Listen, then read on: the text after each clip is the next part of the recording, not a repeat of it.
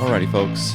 I have thought long and hard about recording this podcast. There's been a lot of stuff going on in the news, and we've had articles go up on the website, and I hope you guys are checking those articles out. There's a lot of really good information, and kind of keep you up to date on more of the major things. As you guys kind of noticed and have commented on, is that a lot of the articles have changed on the website. With the change of the website from Ehuntr.com to EHNTR.com, trying to focus on articles that I'm not going to say they're bigger. Yeah, I guess they are bigger. More of the hot topic items rather than the just every single news thing that's going on out there, because there's always news about poaching and things like that, and those can be big things, and they can be just noise out there. And but lately there's been a lot of stuff going on, and I've thought about posting a podcast about it, and a couple other podcasters have put stuff out there, and I just felt like that now is the time to talk about this. A lot of the stuff I'm going to talk about today, there are articles up on the website. So again, EHUNTresource.com is the website, and you can find links to all this stuff down below. A link to the website. But I hope you guys are going there frequently to just stay up to speed on the videos that are coming out and the podcasts as well as the articles. But I wanted to talk about a few things, and I'm going to start with Ryan Lampers. And again, this is one that I've thought about, and I thought, no, I'm not going to record a podcast about this because, man, there's just a lot of fire out there about this topic, and good and bad. So when I posted the article about Ryan and what happened, there were a lot of reaction to it, especially on social media. And the comments that I received on there, I did respond to some of the comments.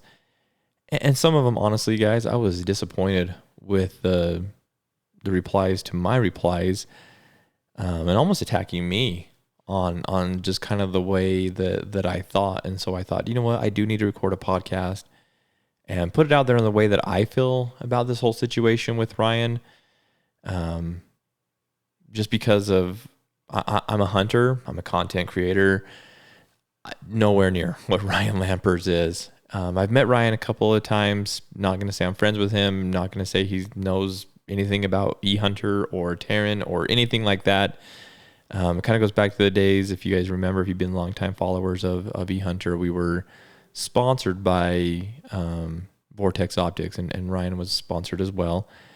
And so we would go to different shows, and he was in the Vortex booth, and I was in the Vortex booth, and we chatted with him a little bit, got to know him a little bit.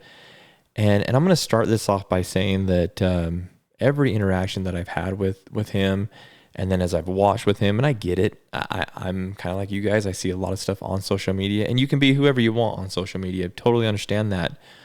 But every interaction that I've had with him, really, like, he's been a great guy. He's said the right things. He's done the right things. Solid hunter. He's killed some amazing animals and been able to do some amazing hunts, but he's worked for that. He's dedicated his life to that. His family's dedicated their life to it. And man, it's crazy to see this come out about him. So I'm gonna start by saying that the way that I look at this situation is I look at Ryan as being innocent until proven guilty. I'll be honest, I hope that he is innocent. I hope that this is a situation where they look into it and the information just wasn't right, and he gets cleared. But I know that's a big hope because with some of the stuff that's happened, his social media has been wiped clean, and that happens, guys. That does happen from time to time, especially in the hunting industry. You'll see that happen. Things change, but it doesn't look good. We'll just say it that way. That that this whole thing comes down, and then he wipes it. So, and if he is convicted of the charges that have been filed, and that's all we're at right now, is they file the charges. that he hasn't been convicted of anything. And I'm going to read those charges here in a minute, just so that those that haven't heard the details on this are aware of this. And I'll tell a little bit about Ryan for those that don't know as well, as much as I know of Ryan. Like I said, I'm not a friend of his by any means. But I hope that if that's the case, if he is charged, if he's found guilty of these charges, I do hope it was a one-time situation, or I guess it's a couple-time situation, but it wasn't something that he's been doing his entire outdoor career. You know what I mean? I hope it's just, I'm hoping that the situation, if he's guilty, I hope it's just the situation was getting too big and this just happened. I hope that they don't find that this has been something that he's been doing for a long time. And I hope, again, this is Taryn here speaking. I just hope that that's not the case. And I don't believe it would be the case with him. But let me read the charges that have been filed against him. And you can find these on the website. There's an article about Ryan up on the website. I'll put a link to it below so you guys can read it. But so first of all, it's grand theft by deception, which is a felony. And that is because he received the improper $2,000 reimbursement for a wolf because of where he shot the wolf and where he said he shot the wolf. I guess I should say where he said he shot the wolf is a higher reimbursement than where people think that he actually shot the wolf. So it would have been a lower reimbursement rate, but he got $2,000 for where he shot it, where he said he shot it. The next one is unlawful possession of a mule deer buck, which is a felony, and which is basically for possessing a trophy class buck taken illegally, taken in an improper place, taken in a different place than where he had a tag for, those kind of things. His next one, taking a trophy big game during closed season. So apparently had a tag for a place that was open, but he was hunting in a place that was closed, and that's where he actually took the trophy class buck. That's a misdemeanor. Hunting without a valid tag, which is a misdemeanor. There's 2 counts of that, one for the mule deer and one for a mountain lion. Possession, transportation of game taken unlawfully, which is a misdemeanor, and that's for the mountain lion. He possessed it and transported it unlawfully is what the charge says.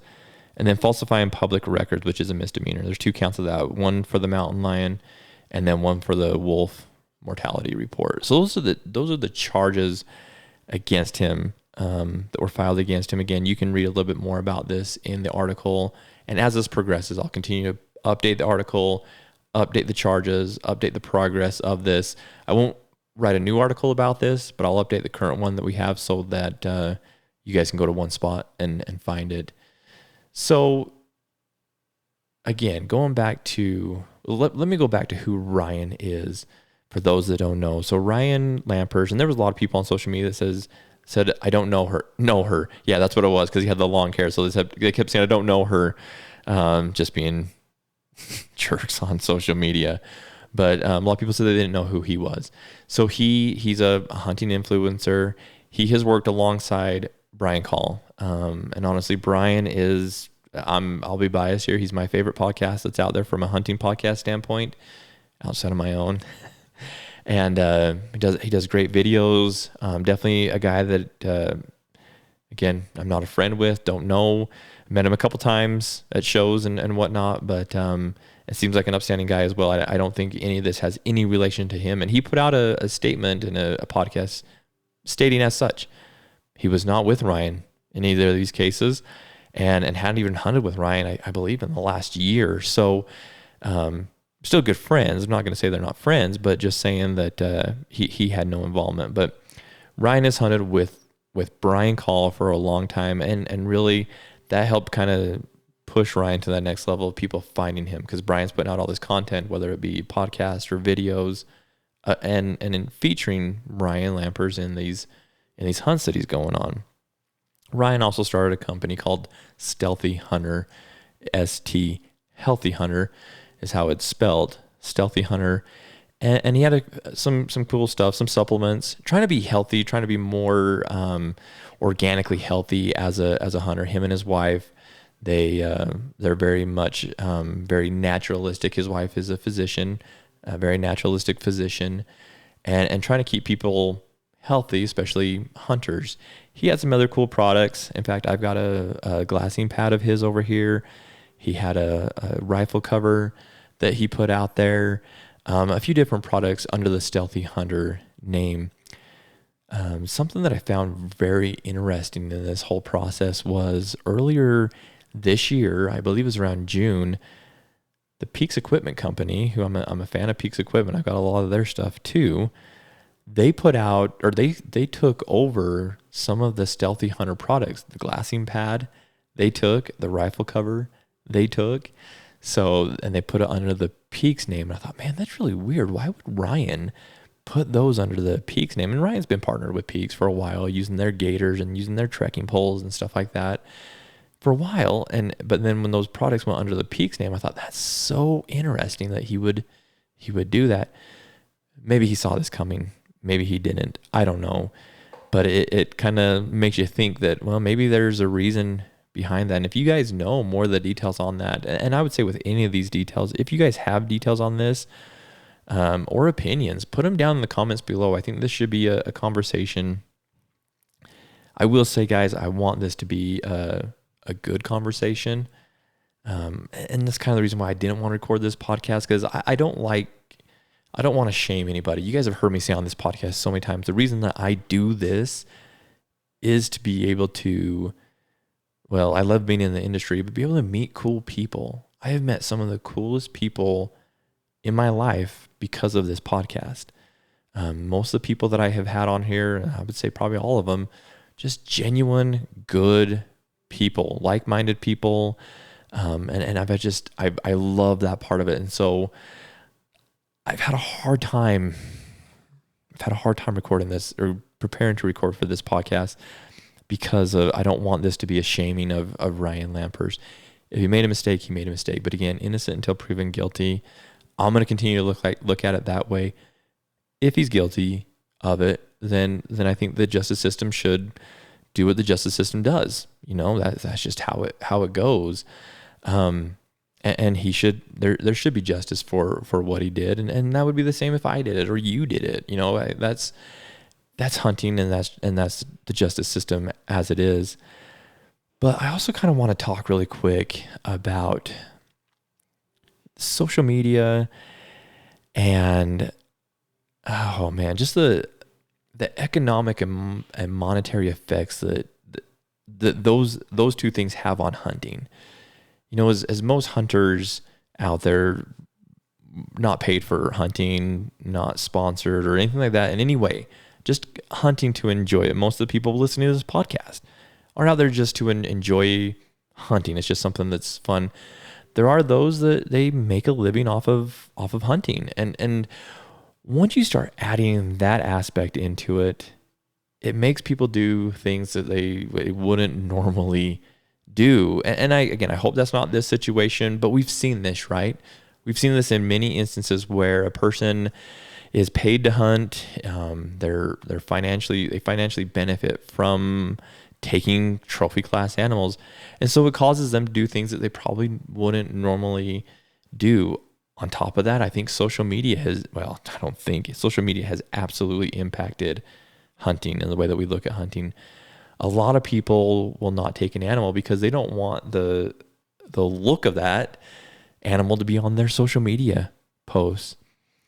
I'll go back to another podcast that I really like and show, which is Meat Eater. Steven Ranella is the host of Meat Eater. Great podcast. If you guys aren't listening to his podcast, I really like more of his old stuff than his newer stuff. Because now there's so many people involved. I like more of what Steven used to talk about and what he used to do on his shows and his hunting. But I encourage all of you guys, go back to the first part of Meat Eater when Steven's hunting, and he's not out there to take the biggest animal. He's out there to procure some meat for his family and for himself, and to live off of that meat. And honestly, that's what hunting comes down to. But what social media has done, and I hope it hasn't changed it for the Steven Ranellas out there, but what it's done to a lot of people is it has made them feel like they've got to shoot a big animal to put it on social media. and they'll pass up on a bunch of animals, which, okay, pass up on them if you truly don't want them, if you're truly looking for that bigger class animal. I totally understand that as well. But don't sacrifice food for your family. Don't sacrifice the joy that comes with hunting because of social media. That really shouldn't be it. And I'll, use an example of my bear hunt. We just barely, we this year we went up to Canada. I released the video just barely about our Canada bear hunt. And did I shoot the biggest bear that I saw? No, I didn't. In fact, I passed the biggest bear that I saw on the very first day. He was a toad. Should have shot him. Dang it, he was a good bear. But and not that I was looking for the biggest animal, but honestly, I was just looking to hunt. I wanted to hunt more. I didn't want to shoot it on that first day. So I'm happy to say that social media didn't even play a role in that. I was just as happy to post the picture of my bear than I would have been if I would have shot that big one. But it really, for me, it was more, I didn't want to shoot one on that first day, and then I'm done hunting. I had 7 days to hunt bears, to sit there and watch bears. If you guys haven't watched that video, it's so fun to see all the bears come in. I had a bear climb up my stand and come in. I pushed his nose with my boot. Watched bears all day long. It was so dang cool. And I would have missed out on that opportunity if I would have shot that big one that first day. So yes, I did shoot a smaller bear, but he's still a good bear, still a good boar. And Chad's the same way. He shot a good, about the same. In fact, we shot about the exact same size of animal, same size of bear. His is a brown bear, mine's a blonde one. Well, colored wise, they're still black bears. But anyways, I didn't mean to go on that tangent. But what I'm saying is, don't let social media ruin your hunt. Just go and enjoy. Be the early days of Meat Eater, Steven Rinella.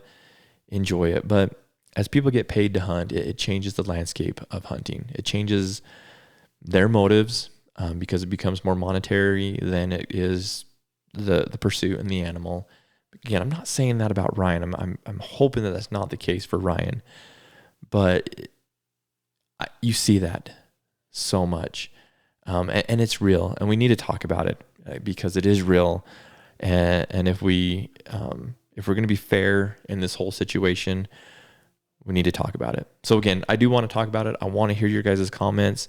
So whether you're listening on a podcast platform or you're watching on YouTube or want to shoot me an email, let's have this discussion and let's talk about this. Again, not to disgrace Ryan in any way, shape, or form, but it's a topic that needs to be talked about. And that's why I'm recording this podcast, because I do feel like the information needs to be out there. Because this kind of stuff can't happen. If the charges that he's been charged with are true and he's found guilty, then we need to make sure that those kind of things are not happening.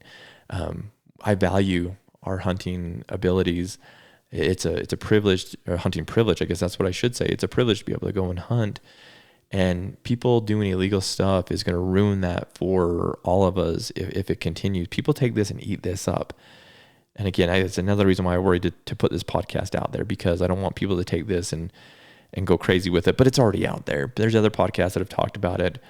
But I wanted to put out my feelings about it after I posted the article and all the comments, good and bad, on social media came out. I was like, I better put a podcast out there and say, hey, this is how I look at it. And again, going back to the core of it, I'm going to look at him as innocent until proven guilty. I'm going to believe that he's a good man. And for the most part of his hunting career, he's done the right thing. If he's found guilty of this, I hope it was just a blip on the map. It's something a mistake that he made. We're humans, right? We make mistakes. That's who we are, Hopefully, if that's the case, he'll receive the justice and pay for those mistakes, and learn from those mistakes. But I don't feel like that we should just harm him intentionally. All right, the next thing I want to talk about, and it really doesn't pertain to the hunting world necessarily, but it's one that I've had quite a few people reach out to me and ask my thoughts on the situation, just because of gun control. And I appreciate people reaching out, and it's a topic that really should be talked about as well. And that's the whole Charlie Kirk situation. You guys all know about the Charlie Kirk situation. If you're listening to this podcast, it's been everywhere. But a lot of people have asked, like, what are your thoughts, Taryn, on him using a 30-06, a deer rifle, basically to to commit that crime and that assassination? Do you think it's going to have an effect on hunters?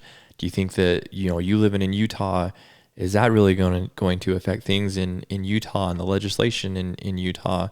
Had some really good friends from Missouri reach out to me and ask me about it. I guess I don't guess. They don't really come to Utah very often, but they come to Colorado and hunt.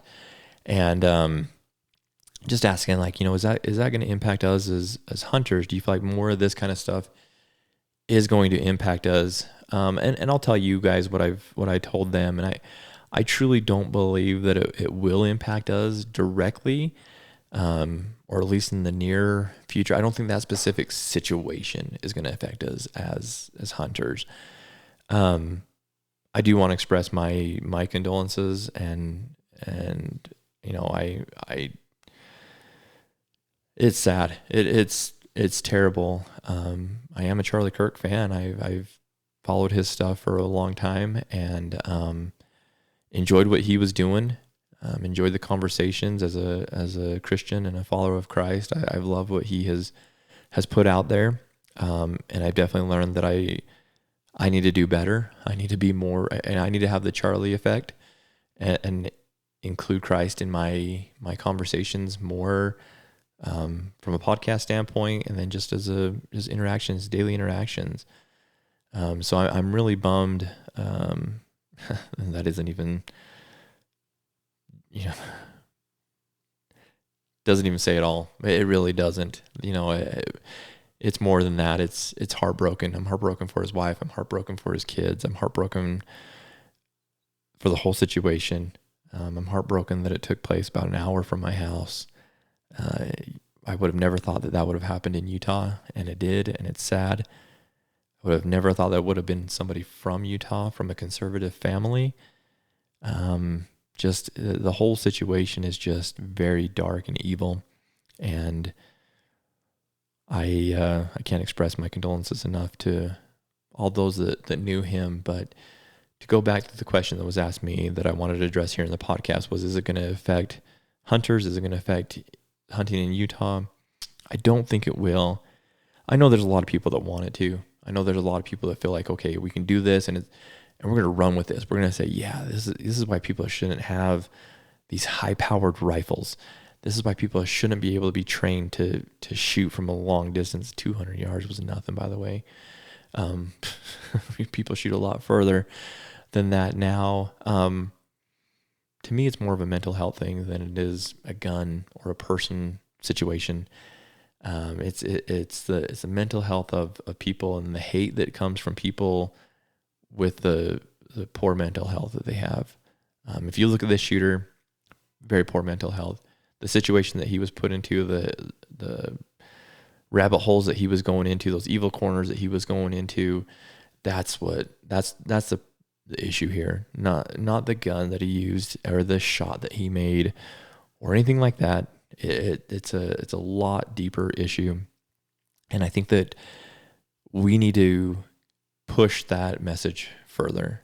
I think we need to make sure that as hunters, whether you're conservative or liberal, I mean, I know there's people that listen to this podcast that are not conservatives, and I think all of us need to push that this is really more about the mental health of people, and it's about the information that they're taking in, what that information looks like, and then it's about good and evil, honestly.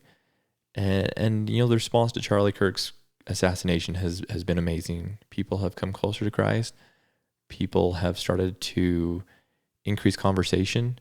People have started to move away from hate more. I feel like and the ones that have hated, especially the high profile ones, have been punished for that. So I'm going to keep this short about Charlie Kirk, just because there's so much other information out there. But I did feel like I needed to address it just because it was asked of me by so many people. And again, so many people outside of Utah wanting to ask a Utahn what my thoughts were on it. And that's really how I feel about it, that it's not going to affect us as hunters. It's not going to affect us as Utahns, and especially hunting in Utah. It's a lot bigger issue than that. But it's a sad situation overall. So would love to know your guys' comments and thoughts though, if you guys feel differently, or if you guys have more insight or have heard something about it. Would love to have you guys leave those comments below and let me know what you guys are thinking. Let's have a discussion around this. Because I do think, again, similar to like the Ryan Lampers thing, it does need to be talked about, and we do need to address these things. But overall, I don't see it impacting us as hunters, or as Utahns, or people coming to Utah to hunt. So the last thing that I want to, as far as news stories that I wanted to tackle, was I've had a few people reach out. Not a few, I've actually had quite a few people since we posted the article about those hunters that were killed in Colorado. Have asked me about that situation and the dangers that come with hunting. So, man, it's been a sad time. I feel like, at least in my life, I feel like there's been so much grief and so much pain. And for those that don't know, I lost my grandpa recently. He was a huge part of my life, and just a man that I love so much. And I don't mean to get emotional on the podcast, but just somebody that I have always looked up to my entire life. Got me into hunting alongside my dad. I remember as a small kid going hunting with my grandpa and my dad. I've talked about my grandpa on this podcast many times. He's a great man, and I lost him recently. My hunting partner, you guys know him. He's been on a lot of my videos. Chad has lost his wife recently, and that has come with so much grief and so much pain. And I know he's listening to this podcast, so I won't go into too much on it, but just talking, there's just been so much loss, Charlie Kirk's whole thing. And then these two hunters in Colorado, I feel like there's just been so much going on that's caused so much heartache. So a lot of people have asked about, the dangers of hunting and what comes with that. And is it something that you worry about as a hunter? And I want to get to that in just a second, but for those that haven't heard about these two hunters, well, first of all, there is an article up on the website that kind of details what happened with those two hunters. They're two young guys. One guy's from North Carolina. One guy's actually from here in Utah, in Salt Lake. And first they went missing in Colorado. They were out there hunting elk, and they went missing. No one knew where they were at. They found their vehicle, and it was at a trailhead. And so that's where the searching happened. They finally did find him just recently, and found out that apparently they were killed by lightning. A lightning strike had struck both of them and killed both of them. And so just a sad deal. One of them was engaged to be married. So that kind of gives you an idea of how old they were. Just young, early 20s kind of boys. Terrible time. I mean, there's no good time to lose somebody, but that's just a hard time. I feel bad for his fiance and both of their families. That's it's terrible, but it's something that as hunters we've got to think about, because there's a lot of dangers that come with hunting, and lightning strikes. Honestly, probably one of the last things that I think about when I think of the dangers that come with hunting. So Chad and I were on a hunt a couple of years ago in Colorado, and it was an elk hunt, and the weather was getting so bad. We hiked in all this snow and set up camp, and it was just a bad weather time or bad weather week that we were planning to go, but we're like, we got to go. We got to go see if we can get an elk in here. And we were out there a couple days, and we would go and we'd watch the weather to see what the weather was going to do. And I remember we looked at it, and it said that it was going to come in and snow. I can't remember how many feet of snow, but a lot. And we just thought, what, this is stupid. There's no reason, and you can handle a little bit of snow, but if you get snowed in to the point that you can't get out, and we had llamas too, so we were a little bit nervous that we wouldn't be able to get out. The llamas wouldn't be able to get food. So we made the decision to go ahead and pack up and get out of there. And we're really glad we did, because it ended up you guys probably remember a couple of years ago that all that winter kill that happened. I mean, it was the year of that, and it was a terrible storm that came through. And if we hadn't done that, then who knows how long we would have been stuck up there, and what situations we would have been put in. So there's a lot of dangers that come with hunting. So as I've had people reach out to me and ask me about these two hunters and talk about the dangers of hunting, my answer's kind of been the same to all of them, and that is just we've got to take the right precautions to make sure that whatever the situation is, at least we're the safest we possibly can be. Just like that story with me and Chad. We took the right precautions and made sure that we were as safe as we possibly could. Guys, we take risks every single day. You know, you get in that car to drive to the store, there's a chance that something could happen, or, you know, running along the side of the road, or, you know, just anything. The food you eat could kill you. You could choke on an apple. You know, there's just so many risks that we take every day. It shouldn't stop us from doing the things that we love. So it shouldn't stop you from hunting, but you should make sure you do your due diligence and take the proper precautions. These poor guys, you know, you're stuck out there hunting and it starts building up and it's going to start lightning and thundering. Ideally, yeah, get back to your vehicle and get out of it if you can. Find a cave somewhere to get into. If possible, get to as lowest country as you possibly can to get away from it. You know, I mean, just you got to do what you can. Don't put yourself in those positions if you don't have to. But again, things happen. You guys probably hear the story about Cam Haines and his good friend Roy Roth. You know, he was killed on a hunt in Alaska, fell off of a cliff, and was killed. And when you're hunting sheep country, mountain goat country, you're in that area. You know, you're in an area where that kind of stuff can happen, and so you take every precaution you possibly can to make sure that it doesn't happen. But again, it's a risk you take, and you've got to recognize that risk and do everything that you can. But if you guys haven't read that article about those hunters that were killed in Colorado, again, it's up on the website, and you can read that. It's a quick read. Most articles that I'm putting up there, I'm trying to keep it to just the kind of the nuts and bolts of it, so you guys don't have to spend a lot of time reading. I know that our world nowadays, we don't read a lot. We like to consume our information through a podcast or through a video. But those articles are quick and easy. They're easy ones to just digest really quickly and be able to get the information that you need. And I'm trying to keep it that way so that you guys don't have to spend too much time in there. But make sure that you're checking those out and staying up to speed on really the hot topics that are out there. So, guys, it's right in the middle of hunting season right now. There's a lot of people going out, and we've been sharing a lot of really good success on our social media. Have some really good friends that have killed some really, really nice animals this year. So it's been a good year. It's been a really good year for those that have been out, and I'm excited to get out. My wife has a tag. My son has a tag. So hopefully we can get out here pretty soon, and we will get out here pretty soon and get a chance to be on the mountain together and just enjoy being out there hunting, because that's really, really what it's all about. But if you guys do have success, I'd love for you to share it with me. Make sure and tag me in your guys' posts that you put up of your harvest pictures. Kind of going back to what I said before. now I guess I'm kind of speaking out of both sides of my mouth here. But I don't care how big it is or anything like that. I want to celebrate the successes with you. If you shoot a doe, you know, who cares?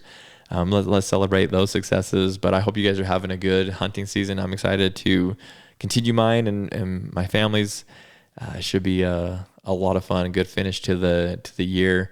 We weren't able to go on our moose hunt this year, sadly, but we were hoping to be able to go next year, just because of some of the situations that have been going on. But I'm hoping to make that happen next year and be able to finally be able to hunt moose. But got quite a few deer hunts coming up.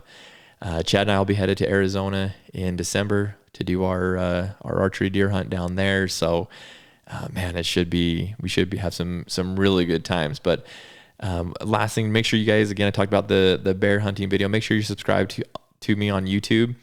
I appreciate any likes that you guys give, comments you guys give. You guys don't know how much that means to me. If you guys would do that, that would be huge.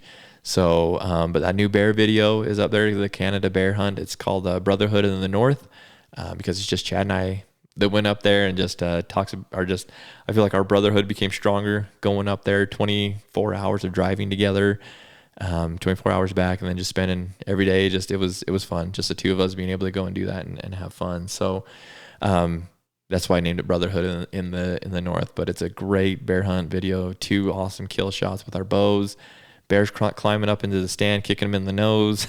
I mean, just some really, really cool situations. So we'd love for you guys to go and watch that and support that. But again, make sure you subscribe to the YouTube channel. Make sure you subscribe to the podcast. Sure appreciate you guys. If you guys want to get you an EHNTR hat, make sure you go to the website. You can go to the store. Currently only have this one, but I got a couple of them draft. Going to have some orange ones coming out. So I'm hoping to have them before the rifle hunts really kick in. So if you guys need to get you a blaze orange hat, let me know, and I'll get you guys those.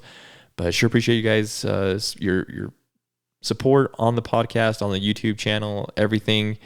Really looking forward to some of the podcasts we have coming out. Got some really good products that'll be coming on the podcast here pretty soon. If you haven't checked out some of the last ones we've had with Epoch Outdoors, Dark Energy, and actually really quickly, guys, Dark Energy and EHNTR have now partnered. So if you guys are shopping on Dark Energy's website, use the code EHUNTR, EHUNTR, save you 10% on their stuff. They have some amazing stuff. I use their Poseidon Pro all the time. I mean, that's what I use to charge all my stuff. I've got the Spectre solar panel. They have some absolutely amazing stuff. So make sure and use that promo code EHUNTR. Saves you guys money, supports me at EHNTR. So would really appreciate you guys doing that. But I'll go ahead and end this podcast, but sure appreciate you guys. I hope we address these hot topics good enough for you guys. If you guys have any questions, any follow-up that you want on these, again, there's comment sections. Let's have a discussion about it. Good luck on your hunts, guys. We'll see you soon.